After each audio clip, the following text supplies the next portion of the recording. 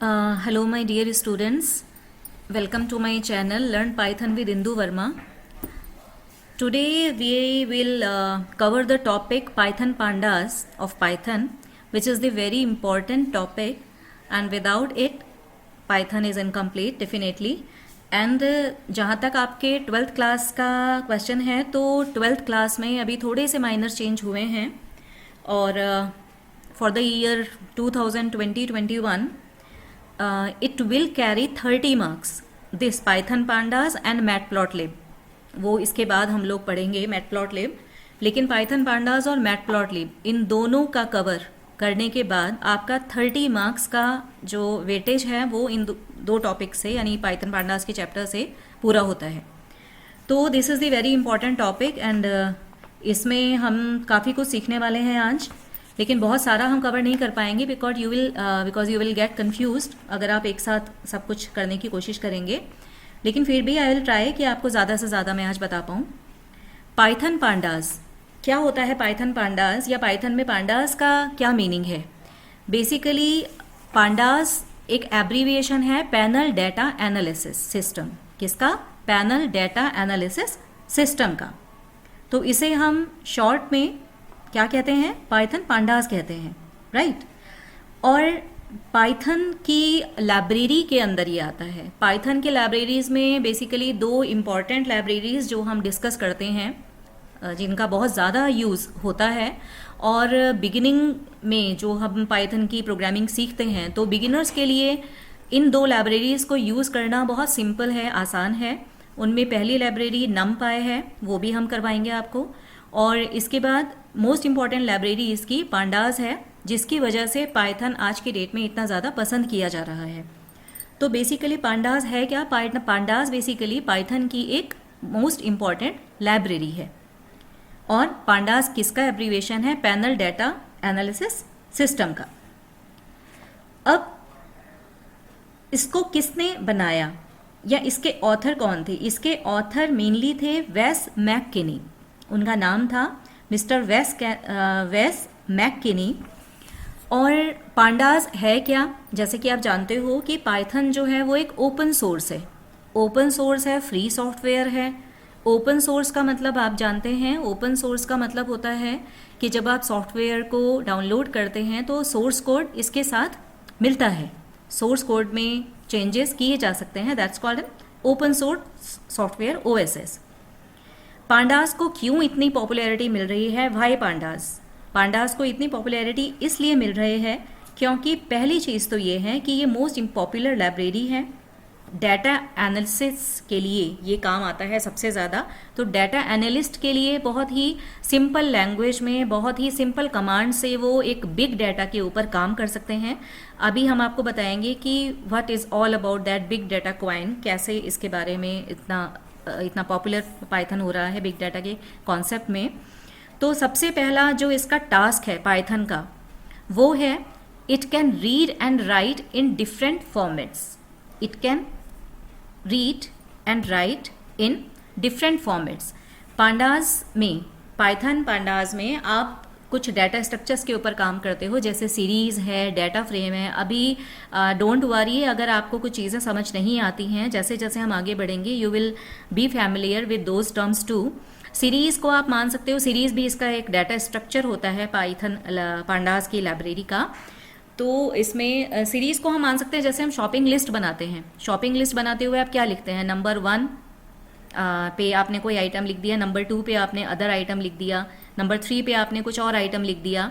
तो वो हम एक लिस्ट बना रहे हैं. तो यहाँ जो हम 1, 2, 3 जो हम नंबरिंग कर रहे हैं, इन्हें हम पांडास की सीरीज डाटा स्ट्रक्चर में इन नंबर्स को हम कहते हैं indexes.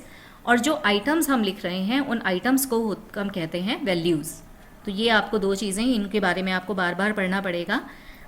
I am repeating it कि जैसे हम एक शॉपिंग लिस्ट बनाते हैं छोटी सी, उसमें हम लिख देते हैं ना 1, 2, 3, 4. 1 के आगे आपने लिख दिया कुछ और, 2 के आगे आपने लिख दिया 3 शार्पनर्स, 3 के आगे आपने लिख दिया 25 रजिस्टर्स.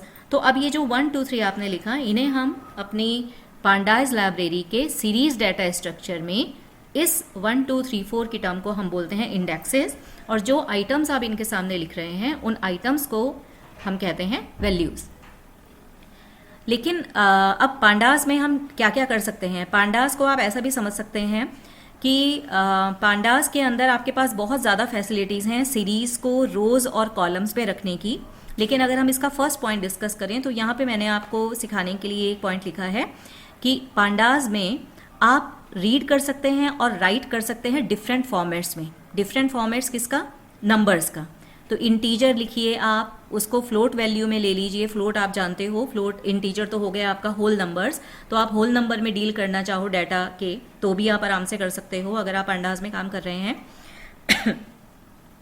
और अगर आप फ्लोट वैल्यूज़ में डील करना चाहते हैं जो कि पॉइंट में है तो भी आप डील कर सकते हैं। साथ ही साथ अगर आप डबल वैल्यू, जैसे पॉइंट के बाद 11-12 प्रिसीजन तक भी आपकी कोई वैल्यू है, जैसे आपने कोई वैल्यू लिखा 95.1762213, मतलब इट्स डबल के रेंज में ये आ जाता है। पॉइंट के बाद अगर ज़्यादा आपकी वैल्यूज़ हैं तो नंबर ज़्यादा हैं तो आप डिफरेंट डाटा फॉर्मेट्स में पांडास के ऊपर काम कर सकते हो। सेकेंड पॉइंट, किस वजह से पांडास इतना पॉपुलर हो रहा है या कौन सा टास्क ऐसा है जो पांडास और कर सकता है?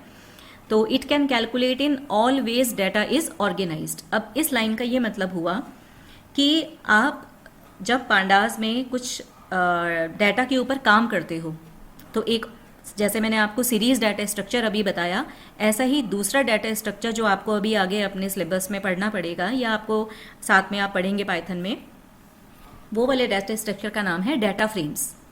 डाटा फ्रेम्स भी बहुत पॉपुलर है और ये भी बिग डाटा के ऊपर काम करने में बहुत अच्छे से इस्तेमाल होता है।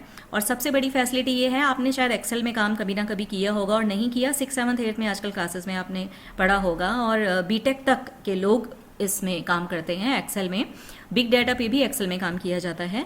तो एक्सेल में आप जानते हो कि रोज़ और कॉलम्स में डाटा डिवाइड होता है, एक टेबुलर फॉर्म में डाटा डिवाइड होता है और न्यूमरिक वैल्यूज़ भी होती हैं एज वेल एज उसमें स्ट्रिंग वैल्यूज़ भी होती हैं। पर अभी हम न्यूमरिक वैल्यूज़ के बारे में बात करने जा रहे हैं। तो आप डाटा फ्रेम को कंसीडर कर सकते हो कि वो रोज़ और कॉलम में बटा हुआ डाटा है, ठीक है। और पांडास में अगर आप काम कर रहे हैं तो आपके पास ये फैसिलिटी है कि अगर आप केवल रोज़ में डील करना चाहते हैं तो आप केवल, जैसे आपको केवल रोज़ का सम चाहिए तो आप ले सकते हैं, आपको केवल कॉलम्स का सम चाहिए तो आप ले सकते हैं, आपको केवल हर रो में से एक मैक्सिमम वैल्यू निकालना है तो भी आप निकाल सकते हैं, आपको हर कॉलम में से अगर मैक्सिमम या मिनिमम वैल्यू या उनका एवरेज, तो ये सारे काम करने के लिए, मतलब जैसे सेकेंड पॉइंट में मैंने लिखा, you can calculate in always data is organised. तो आप रोज और कॉलम्स दोनों में ही काम कर सकते हैं उसके डाटा फ्रेम के अंदर। तो ये भी पाइथन लाइब्रेरी का एक डाटा स्ट्रक्चर है। तीसरा पॉइंट है, it can easily select subset of data from big data. अब बिग डाटा क्या होता है? बिग डाटा का मतलब तो पहले आप थोड़ा सा कॉन्सेप्ट समझ लीजिए। बिग डाटा का कॉन्सेप्ट ये है कि आज के डेट में, क्योंकि यूज़र्स बहुत ज़्यादा बढ़े हैं हमारे इंडिया, क्या all over the world computer के ऊपर काम करने वालों की जो तादाद है, जो इनका संख्या है, वो बहुत बड़ी है। अब फॉर एग्जाम्पल मैंने भी अभी आपके लिए ये जो स्लाइड शो बनाया है या लेक्चर बनाया है, तो ये भी कंप्यूटर के लिए डाटा ही है, जिसे मैं अभी इंस्टॉल करूँगी, फिर आप इस डाटा को डाउनलोड करेंगे या आप इसको देखेंगे, ठीक है। तो ये अब जा कहाँ रहा है? ये सब कुछ एक डाटा है जो कि स्टोर हो रहा है कहीं ना कहीं। अब आप जानते हैं आधार कार्ड हो गया या पैन कार्ड हो गया, तो इतने यूज़र्स को के डाटा को कंप्यूटर में फीड करना, उसके ऊपर एसेस करना, इसी टर्म को हम कहीं ना कहीं शॉर्ट में या बिल्कुल सिंपल लैंग्वेज में मैं आपको बताऊं तो ये ही एक बिग डाटा की फॉर्म होती है। ये मैंने आपको बहुत छोटा बताया, जबकि big data is very vast, बहुत बड़ी चीज़ है।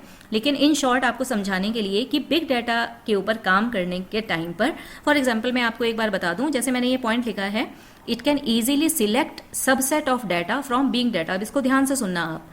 बिग डाटा का मतलब क्या हुआ? एक कंपनी है, एक बहुत बड़ी कंपनी है, MNC है, मल्टीनेशनल कॉरपोरेशन, जो कि मान लीजिए किसी भी एक चीज़ में सेल करती है, कुछ उसका प्रोडक्शन है।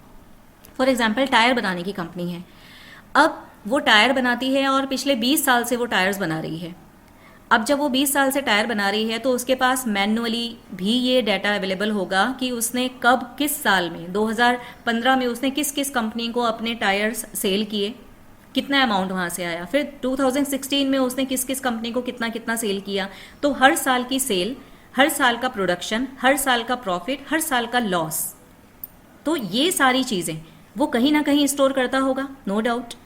अब ये तो हो गई सिर्फ एक कंपनी की बात, ऐसी लाखों कंपनीज हैं जो अपना ये पूरा डाटा आज के डेट में मैन्युअली ना रख के कहाँ रखते हैं, कंप्यूटर्स में अवेलेबल होता है। और ज़्यादातर कंपनीज का जो डाटा है वो अलग अलग सॉफ्टवेयर्स में होता है। Excel is the most popular, Excel के थ्रू ये डाटा बहुत आसानी से मिल जाता है। अब मान लीजिए कि कोई एक नई कंपनी आती है फॉरेन से और इंडिया में वो डील करना चाहती है, इंडिया की कंपनीज के साथ वो डील करना चाहती है, और उसने अपने डाटा एनालिस्ट को एक काम दिया कि भाई तुम बताओ ये जो 10 कंपनीज या 15 कंपनीज हैं इनमें से किस कंपनी के ऊपर मुझे ट्रस्ट करना चाहिए डील करने के लिए, किस कंपनी के साथ मुझे बातचीत करनी चाहिए, अपने काम को आगे बढ़ाना है या उनके साथ कोई कनेक्शन करना है या उनसे टायर्स लेने हैं, कौन सी कंपनी है जो फ़ायदे में चल रही है। अब एनालिस्ट के लिए ये बहुत बड़े प्रॉब्लम का काम है अगर ये काम मैनुअली होता। चलिए, we are not talking about that कि मैनुअली काम आसान होता है या कंप्यूटर्स के थ्रू जो हम डाटा लेते हैं वो आसान होता है। हम अभी आपको बताने वाले हैं कि ये जो मैंने एक टर्म लिखा है, it can easily select subset of data from big data, इस लाइन का मतलब क्या हुआ। तो अभी फिलहाल आपको ये कॉन्सेप्ट क्लियर है कि बिग डाटा क्या है। बिग डाटा में मैंने आपको बता दिया कि हर अलग अलग कंपनी ने अपना पिछले 20-25 साल का जो प्रॉफिट लॉस, प्रोडक्शन, सेल्स सब कुछ था वो उन्होंने कंप्यूटर्स में फीड किया हुआ है, एक्सेल शीट या किसी एसक्यूएल के अंदर या माई एसक्यूएल जो सर्वर है उसके थ्रू। तो ये उसने अपना डाटा बनाया हुआ है। और अब डाटा एनालिस्ट को ये काम दिया गया है कंपनी के जो अथॉरिटी हैं उनकी तरफ से कि भाई आपको पता लगाना है कि किस कंपनी में हम डील करें। तो अगर वो एनालिस्ट इस काम को पकड़ लेता है कि मैं पहले ए कंपनी फिर B company and then so on, मैं हर कंपनी का डाटा देखना शुरू करूंगा, तो उसके लिए बहुत ज़्यादा एक टिपिकल जॉब हो जाएगा कि वो पिछले 20-20 साल का निकाले। जनरली इसमें मैं आपको छोटे में बता देती हूँ कि डाटा फ्रेम्स में हमारे पास कुछ ऑप्शंस हैं, जैसे head, tail, TAIL, tail, HEAD, head और टेल, ये हमारे पास 2 ऑप्शंस भी हैं जिसमें कि हम एक डाटा फ्रेम के कुछ रोज़ को सिलेक्ट करके केवल उतनी ही रोज़ देखनी है। क्योंकि अगर आपके मान लीजिए उन लोगों की 3000 रोज़ हैं, 3-4 रोज़ या 25,000 रोज़ उनकी डाटा की एक साथ स्क्रीन पे रिवॉल्व होना शुरू करती हैं, चलती हैं, तो उसको डील करना हमारे लिए बहुत मुश्किल हो जाएगा। मान लीजिए आप किसी कंपनी का केवल अभी पिछले 5 साल का ही डाटा देखना चाहते हो, तो आपके पास ये ऑप्शन है, हेड लगाइए तो सबसे ऊपर का दिखाएगा 5 साल का, टेल लगाइए तो सबसे नीचे जो बिल्कुल लेटेस्ट उनका ईयर गया है अभी पीछे उसका वो दिखाएगा। तो आपके पास अलग अलग ऑप्शंस हैं कि आप सबसेट उसका निकाल सको। सबसेट का मतलब होता है आपकी चॉइस के ऊपर डिपेंड करता है कि आपने उस बड़े डाटा में से क्या निकाला। छोटा सा एक आपने डाटा एक बड़े डाटा में से स्लाइस कर लिया, उसको हम सबसेट कहते हैं। Then our next point is it has some functionality available to find and fill missing data। अब इसको समझाना इस लेवल में थोड़ा सा आपके लिए समझना थोड़ा सा मुश्किल हो जाएगा। मिसिंग डाटा का यहाँ पे ये मतलब हो गया कि जब हम कुछ डाटा फ्रेम बनाते हैं, राइट, कुछ हमने डाटा फ्रेम बनाया या हमने एक्सेल शीट से डाटा उठाकर अपने पाइथन के डाटा फ्रेम में कन्वर्ट करने की कोशिश की, तो जनरली होता ये है कि सारी रोज़ फिल्ड नहीं होती। कुछ रोज़ पे डाटा अवेलेबल है लेकिन कुछ रोज़ पे डाटा अवेलेबल नहीं था। तो वहाँ पे मान लीजिए आप ये बताना चाहते हैं कि जो भी रो ब्लैंक है या जो भी एक सेल ब्लैंक है वहाँ या तो 1000 लिखा आ जाए या वहाँ पे 0 लिखा हुआ आ जाए, लेकिन वो ब्लैंक ना रहे, क्योंकि ब्लैंक डाटा को, ब्लैंक सेल को देखने से या उसको कैलकुलेट करने में आपको प्रॉब्लम हो सकता है। तो यू हैव द चॉइस कि आप उसमें किस तरह का डाटा फिल करना चाहते हो। तो ये फंक्शनैलिटी भी अवेलेबल है आपके पांडास में। नेक्स्ट है, it supports reshaping of data into different forms. Reshaping of data का ये मतलब हो गया कि आप अपने डाटा की 5 रोज़ 3 कॉलम्स को किसी और फॉर्म में देखना चाहते हैं तो आप देख सकते हैं। नेक्स्ट आ जाता है, it supports advanced time series functions. Time series function के बारे में हम इतना बता सकते हैं कि आपने सुना होगा कि कुछ फ्यूचर वैल्यूज़ को प्रिडिक्ट किया जाता है, जैसे शेयर मार्केट में कुछ डाटा को देखकर हम फ्यूचर में इस कंपनी को प्रॉफिट होने वाला है, लॉस होने वाला है, इसको हम प्रिडिक्ट कर देते हैं। तो हमारे पास पांडास में कुछ ऐसे भी फंक्शंस अवेलेबल हैं जो हमें ये करने के लिए गाइड करते हैं। नेक्स्ट और लास्ट पॉइंट है इसका, it supports visualisation by integrating Matplotlib etcetera.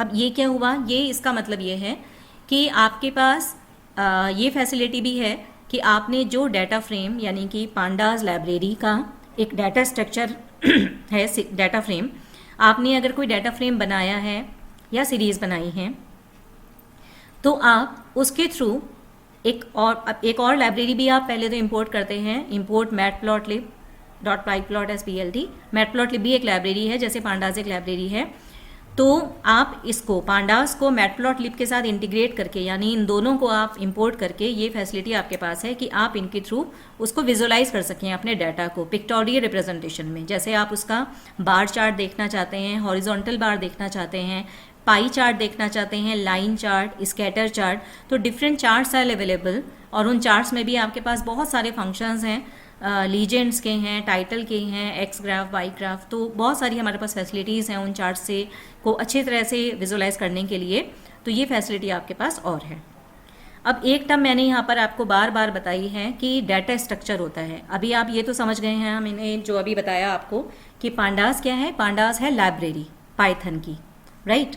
और पांडास लाइब्रेरी के दो डाटा स्ट्रक्चर हमने यहाँ पे डिस्कस किए, एक तो सीरीज़ जिसमें मैंने आपको शॉपिंग लिस्ट का एग्जांपल दिया था, और सेकंड मैंने आपको बताया था डाटा फ्रेम्स। डाटा फ्रेम को आप समझ सकते हैं जैसे आपने एक्सेल में देखा होगा कि रो और कॉलम में डाटा बटा हुआ होता है और आप उसके थ्रू फिर डाटा को एसेस करते हैं, डाटा को एनालाइज करते हैं। तो ये तो इसके दो डाटा स्ट्रक्चर्स थे।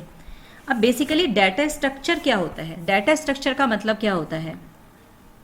डाटा स्ट्रक्चर बेसिकली अगर हम इसको डिफाइन करें तो it is a particular way of storing and organising data in a computer to suit a specific purpose so that it can be assessed and worked within appropriate ways। अब इसका मतलब ये हुआ कि डाटा स्ट्रक्चर का मतलब हो गया कि भाई आपको बहुत सारा डाटा दे दिया गया, अब आपको उस डाटा को रिप्रेजेंट कैसे करना है, आप उस डाटा को किस तरह से रखना चाहते हैं, किस तरह से आप उसको शो करना चाहते हैं, ये आपके ऊपर डिपेंड करता है। उनमें एक तरीका सीरीज़ है, दूसरा तरीका डाटा फ्रेम्स है जो हम आपको सिखाएंगे। इसके साथ ही साथ कुछ अदर डाटा स्ट्रक्चर्स भी हैं जैसे कि स्टैक है, क्यू है, एरे है। तो if you want to store similar type of data items together, अगर एक ही तरह का डाटा है और उनके ऊपर आपको प्रोसेस करना है तो arrays are the solution for this. तो एरे भी एक डाटा स्ट्रक्चर है पांडास का। नेक्स्ट, अगर आप ये चाहते हैं कि जो हमने सबसे लास्ट में डाटा इंसर्ट किया अपने कंप्यूटर में, हमें सिर्फ वही एसेस करना है जो हमने सबसे लास्ट में इंसर्ट किया, तो इसके लिए नेक्स्ट ऑप्शन है आपके पास स्टैक्स का। Stacks is the next data structure. तीसरा आ जाता है क्यू, जो आपने सबसे पहले डाटा इंसर्ट किया होगा अपने कंप्यूटर्स में, अगर आपको उसके ऊपर काम करना है, उस पर प्रोसेस करना है, उन आइटम्स के ऊपर प्रोसेस करना है, तो आपके पास थर्ड वे है क्यू। तो these are some other type of data frames, sorry data structures. तो हमने अभी कितने डाटा स्ट्रक्चर्स के बारे में बात की? Stack, Q, arrays, series and data frames. तो सीरीज और डाटा फ्रेम्स बेसिकली हमें ज़्यादा अभी पढ़ना है क्योंकि सीरीज और डाटा फ्रेम बहुत ज़्यादा इंपॉर्टेंट है आपके कोर्स के लिए भी। सो आज के लिए इतना ही, गुड लक। और नेक्स्ट वीडियो में हम इन सब का कि किस तरह हम सीरीज इम्प्लीमेंट करते हैं, हम कैसे इसको विजुलाइज करते हैं, हम डाटा फ्रेम्स कैसे बनाते हैं, नेक्स्ट वीडियो में हम सीधा स्पाइडर के ऊपर काम करेंगे, प्रैक्टिकल होगा। तो आज आपको थ्योरी बताना ज़रूरी था। So wait till then, next video में मिलते हैं। Okay then, good day.